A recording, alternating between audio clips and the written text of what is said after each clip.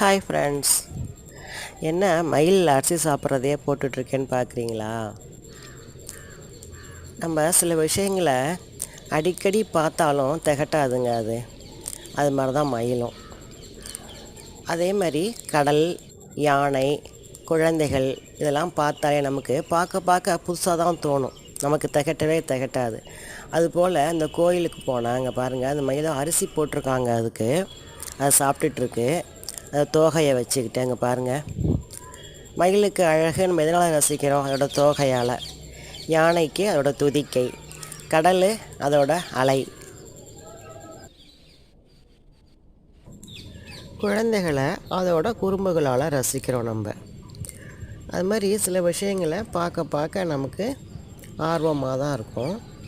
பாருங்கள், இந்த மயில் இந்த தோகையை வச்சுக்கிட்டு, ஆனால் அந்த தோகை அதுக்கு கொஞ்சம் கஷ்டமாக தான் இருக்கும் வளர்ந்தவுடனே. அதுக்கப்புறம் அது தானாகவே அந்த இதை உதுத்துரும் அது எல்லாத்தையுமே. அப்புறம் திரும்பி அதுங்களுக்கு அந்த இறகு முளைச்சி வரும். அதுக்கு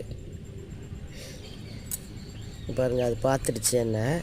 அதனால் எப்படி அது பாருங்கள், சைட் போஸில் அதோட பாருங்கள், அதோட உடலை. ஓகே.